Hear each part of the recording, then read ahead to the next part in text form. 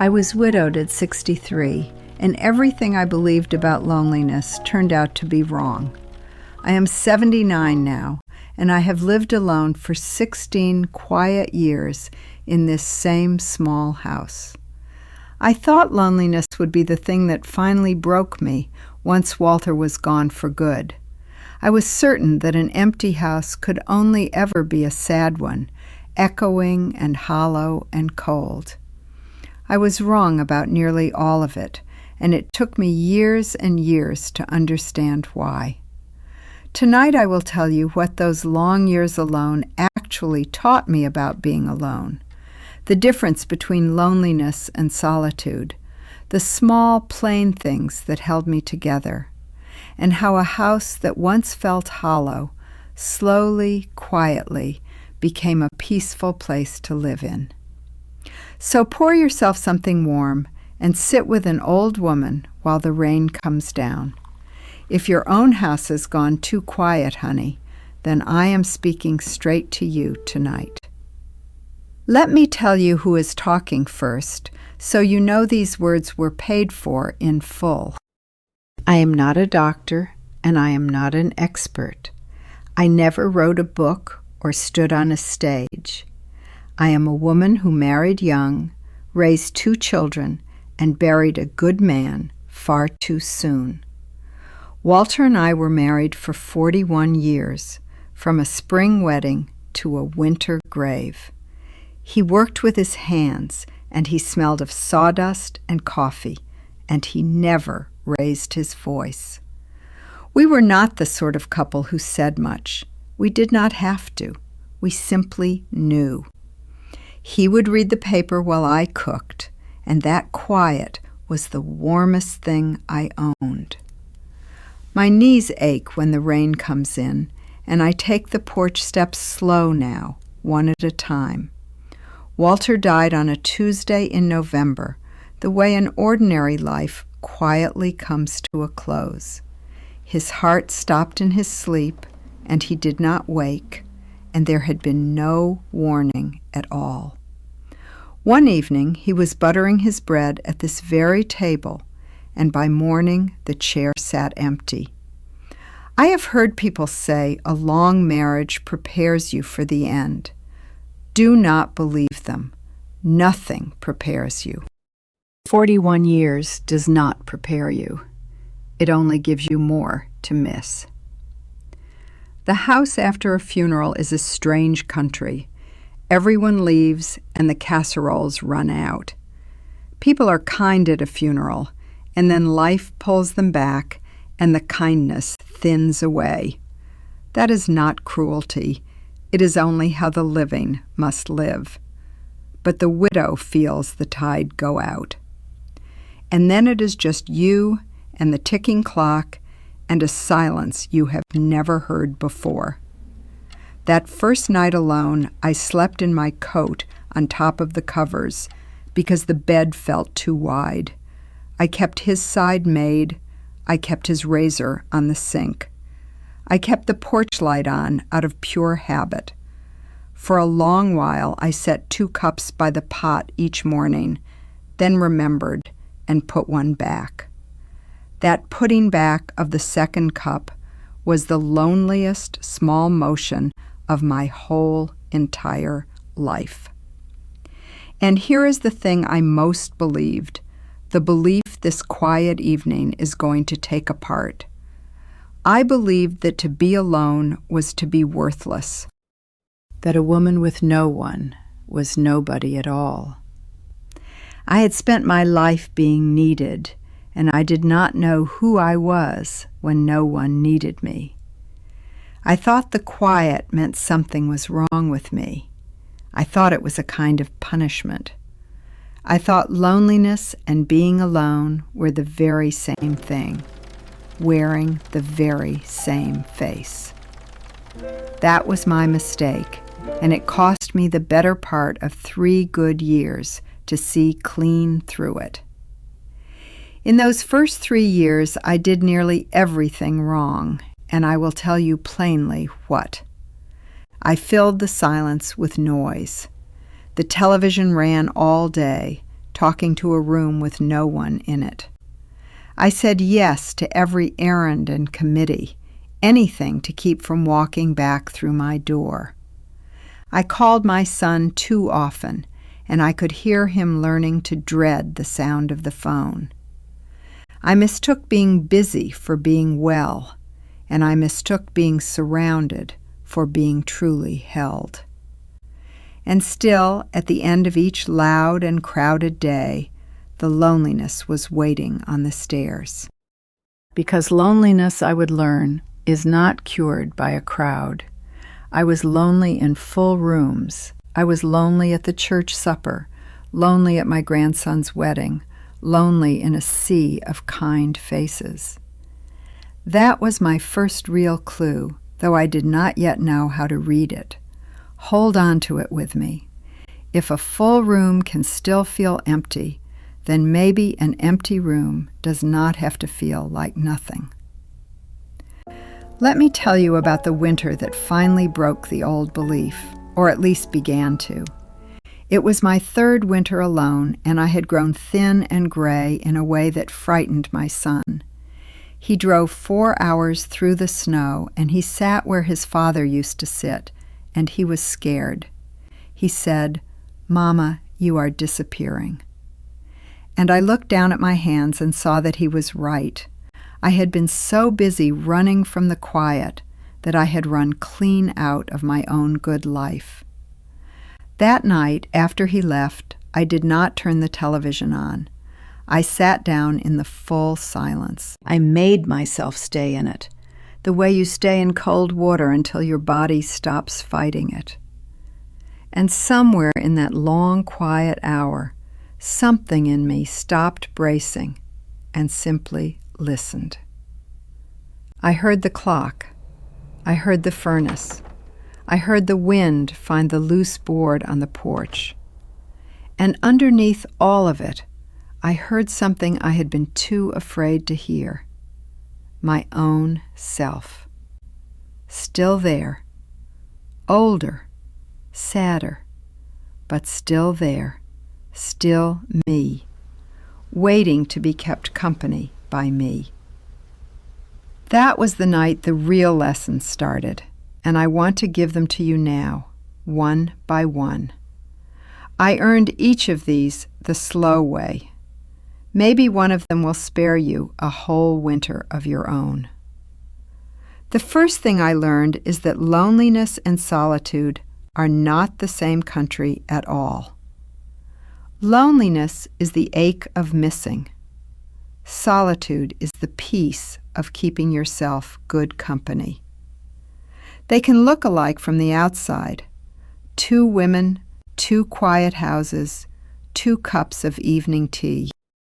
But one woman is drowning, and the other is resting, and only they know which one is which. For years, I thought being alone forced me straight into loneliness, as if I had no say in it. I did not know that solitude was a skill, a thing you can learn the way you learn to knit. Loneliness is something that happens to you. Solitude is something you make on purpose. The day I understood there was a door between them was the day I found I could walk through it. I could not stop being alone.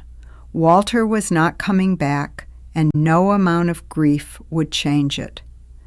But I could learn to be alone well, instead of being alone badly. And that part was mine to choose. I want you to hold that word, solitude, because it is going to do a great deal of work tonight. That single idea that solitude could be chosen was the first crack of light under the door. The second thing I learned is that the silence I feared was not empty. It was only unfamiliar. I had spent 41 years never truly alone, and so I had never learned the shape of quiet. When Walter was here, the quiet was his and mine together. Now it was only mine, and it scared me. But a quiet house is not an empty house. It is a house waiting to be filled up by you. I began to notice the light move across the kitchen floor in the long, slow afternoon. I noticed the way the tea steamed, the weight of a good spoon, the smell of rain on warm wood. These were small things I had rushed past for a lifetime, too busy living to notice living.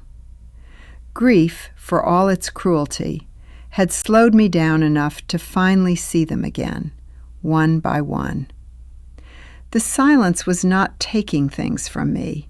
It was handing them back, if I would only take them. I stopped hearing the quiet as an accusation and started hearing it as a gentle invitation. The third thing I learned is that when feeling fails you, ritual will hold you up instead. In the worst months, I could not trust my heart to get me out of bed. So I trusted my hands. Every morning, whether I wanted to or not, I made the bed with the corners tucked in tight. I ground the coffee. I warmed the pot. I set 1 cup now on purpose and did not weep over it. I dressed as if someone might come, not because they would, but because I was still someone. These little rituals were the railings on a dark staircase, and I held them going down and up. A ritual asks nothing of your mood. It only asks your hands, and hands can be braver than hearts. On the days grief was a heavy stone, the routine walked me from morning to night without my help. Even now, on my grayest morning, the made bed quietly tells me the day is worth the making.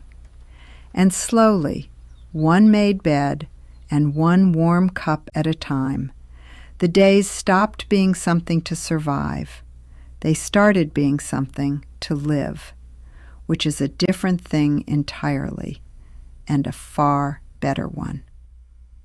The fourth thing I learned is that I had to become good company for myself before anyone else could.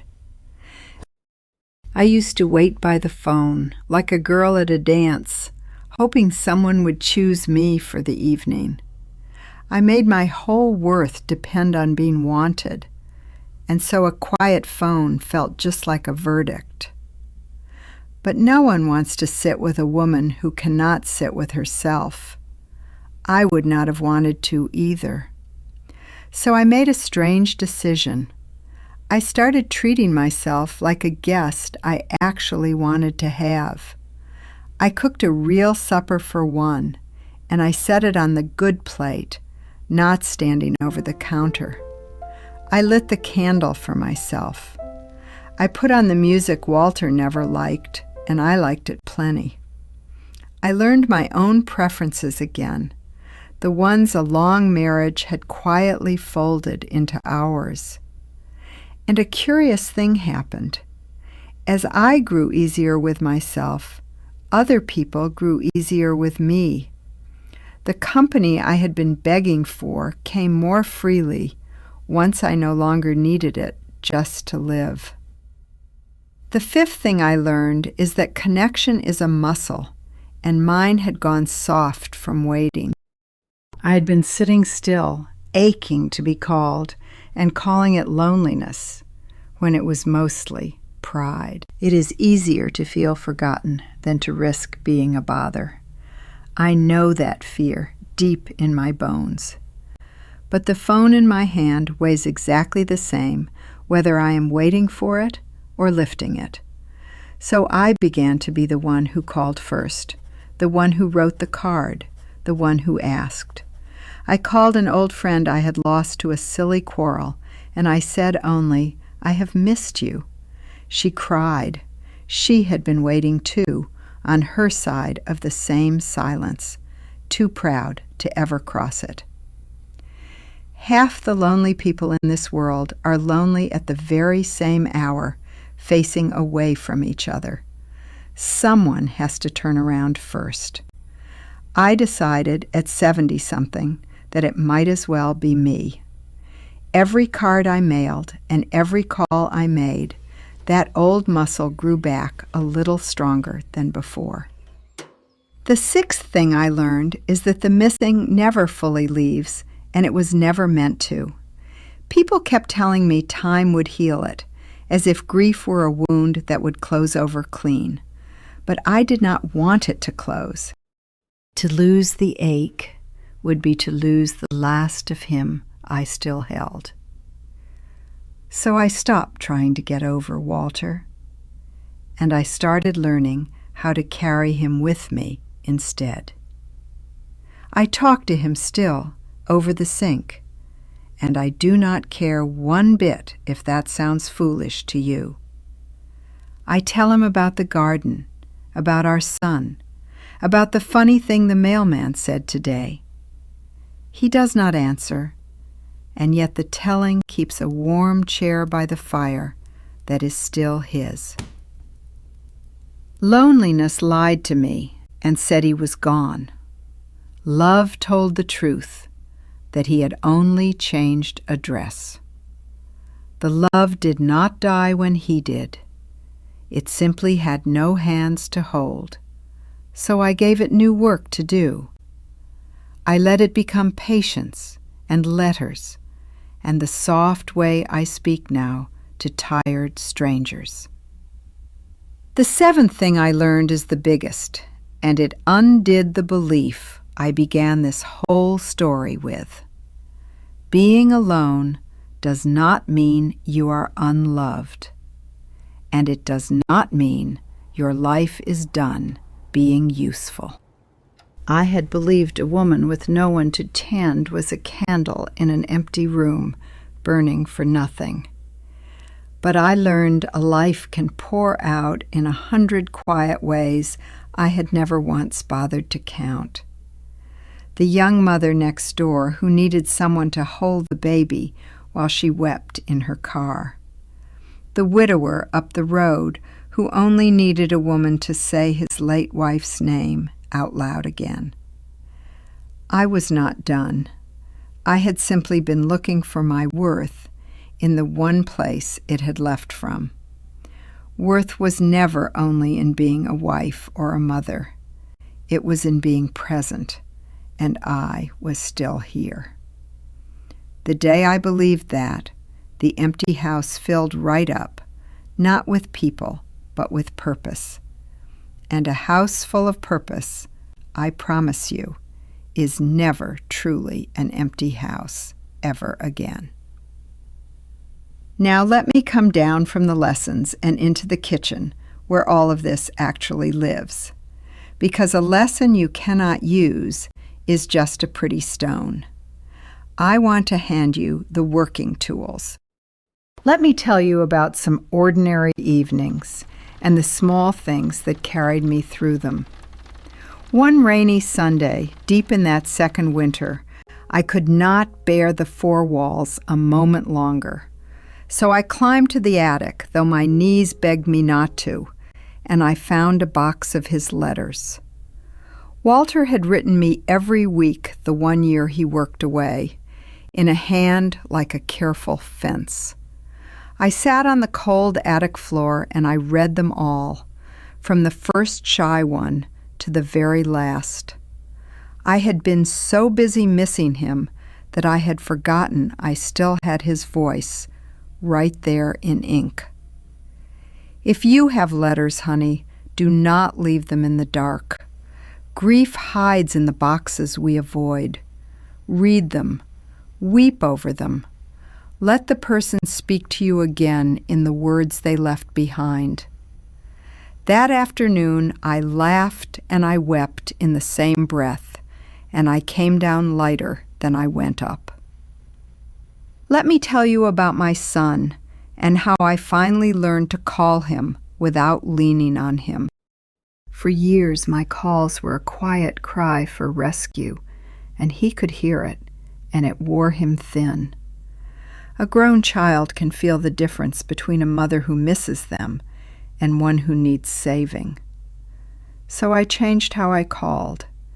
I decided to bring something to the call instead of only taking. I would save up one good thing from my week, a bird at the feeder, a joke, to hand to him. The calls got warmer and shorter, and he began to call me because I was good to talk to again. If your child has drifted, ask yourself gently what your calls have felt like on the other end. Not to blame yourself, only to find one small handle you can reach that you have not yet tried.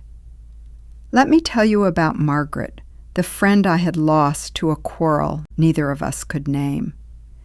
After we made our tearful peace on the phone, I did a braver thing. I asked her to lunch. My hand shook dialing, because in person there is no hanging up, no hiding the years on your face. We met at the little diner by the church, and for the first long minute we were both strangers. Then she reached across and fixed my collar the way she used to, and 30 years fell away. We meet every Thursday now, rain or shine, and I mark it on the calendar like a holy day. A friendship in person is a different medicine than a voice on a line. Do not settle for the line. If there is a Margaret in your life behind an old quarrel, the quarrel is lighter than you think. Let me tell you about the garden, because a garden quietly asks you to believe in a tomorrow. That first spring, I planted tomatoes I was not even sure I would be around to see ripen. But you cannot plant a seed and fully give up. A seed is a small, stubborn argument for going on. By summer, I had more tomatoes than one woman could ever eat, so I carried them door to door. And that is how I met my own street honey at 66 with my apron full of red tomatoes. Let me tell you about the birds, because they saved me more than I can rightly put into words. I hung one feeder outside the kitchen window that third spring, mostly to have something to do. But a feeder makes you a keeper again. Something small depends on you and shows up to prove it. Every morning the chickadees came, and I had a reason to raise the blind and greet the day. Find yourself something small to tend, honey. A plant, a bird, a cat, a pot of herbs on the sill. Loneliness feeds on a person with nothing to care for. So give it nothing and give yourself something. It does not have to love you back in words. It only has to need you and keep the morning honest. Now let me tell you what I do on the hard evenings, because there are still hard evenings. The clock hits 5 and the house dims, and the old 8 comes up the porch steps like weather. On those nights I have a plan, and a plan beats a feeling every time it is written down beforehand. First, I do not sink down into it. I stand up. I put my hands to some small, warm task. I bake a little, or I write one letter, or I call one soul who might be sitting in the same dark. Second, I feed my eyes something kind. A good program, an old photograph, the garden through glass. Third, I speak out loud, even to the empty room. The sound of a human voice, even mine, is company. And fourth, I go to bed on time, because loneliness grows teeth in the small, cruel hours past midnight. And sometimes, sitting there in the lamplight, I think about what I would tell my younger self. If I could reach back to the woman of 40, harried and sure she would always be surrounded, I would take her busy hands and say, "Learn to like your own company now, while it is still easy. Do not wait for an empty house to teach you the quiet. Make a little quiet on purpose today. Have one thing that is yours alone, a walk, a book, a chair by the window, before you ever need it. Because the woman who knows how to be alone is never truly at the mercy of who stays and who goes. That is not cold. It is the warmest gift you can give the people you love, to not be their burden. And this is for you, whatever your age, watching this in a house that has gone too still tonight. You do not have to be old or widowed to know this ache. Loneliness visits every doorstep in turn. The young feel it in a crowd. The middle feel it in a marriage. The old feel it in a quiet house. But the door I found between loneliness and solitude, that same door is standing in your house too. You do not have to wait for grief to hand you the quiet. You can walk toward it while you are strong. Let me tell you one more small thing about the day I felt invisible at the grocery store. After 60, honey, the world starts looking straight through you, as if you were made of glass. A young clerk spoke right over my head, and I felt myself vanishing, the way lonely people learn to. But that day I did a small, brave thing. I looked her in the eye, and I asked her for her name. Her name was Dana, and she had a sick mother at home, and no one had asked her a thing all day. We are none of us as invisible as loneliness tells us. Sometimes you grow visible by seeing. Now Dana keeps the good tomatoes back for me, and I ask after her mother, and we are both less alone. That is the secret loneliness never wants you to know. The cure often begins by curing someone else.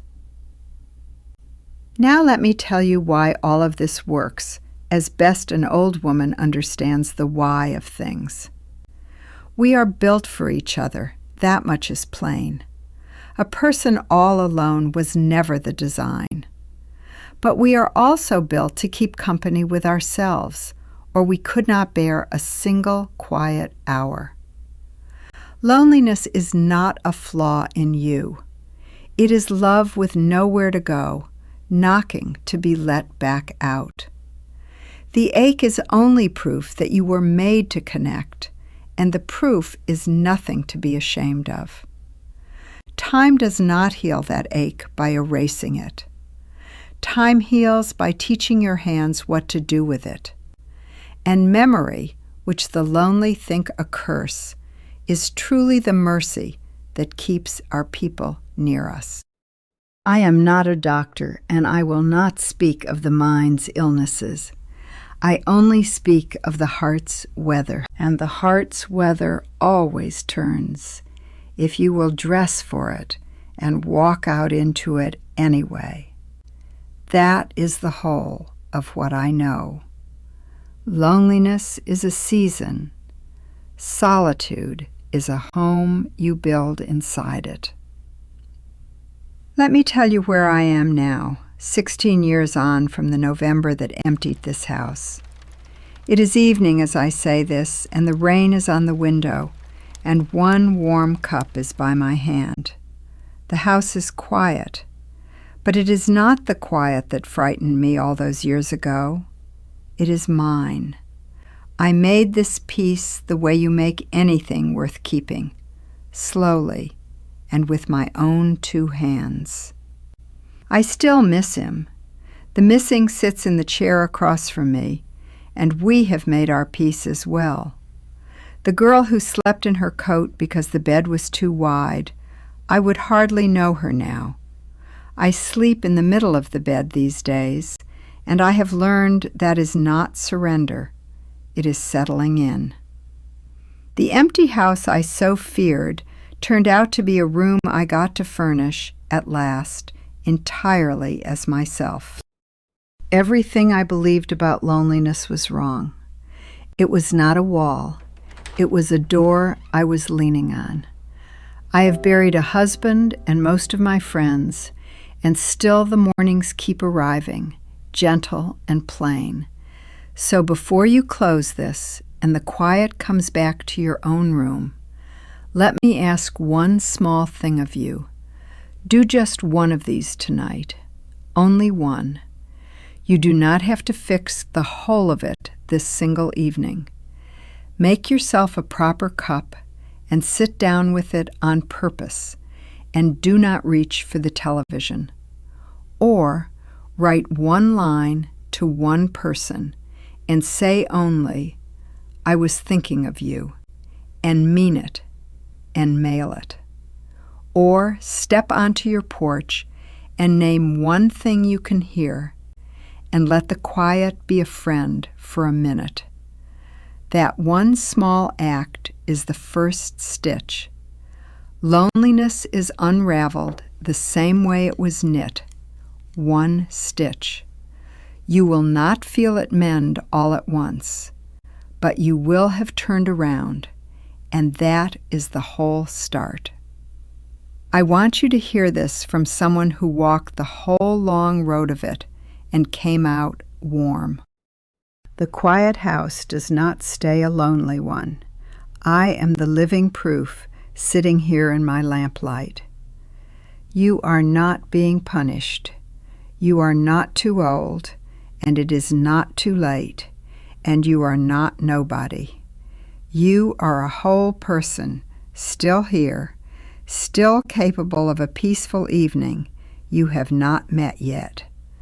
The morning will come, as it always does, and there will be coffee, and there will be you to drink it. And that, honey, turns out to be enough to build a good life on. It was more than enough for me. So be gentle with yourself tonight. You have carried more than anyone ever saw you carry. Set it down for one evening. The quiet can hold it. You are safe here, and you are not alone in this.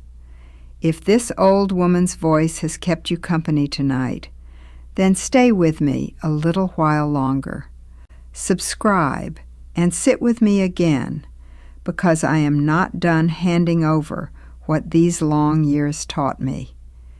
Next time, I want to tell you about money and the day I stopped being afraid of growing old poor. What I learned about what a life truly costs and what it does not, and where I wasted my worry. Until then, keep the porch light on, make the second cup if you like, and be kind to the woman in the mirror. She has come a very long way.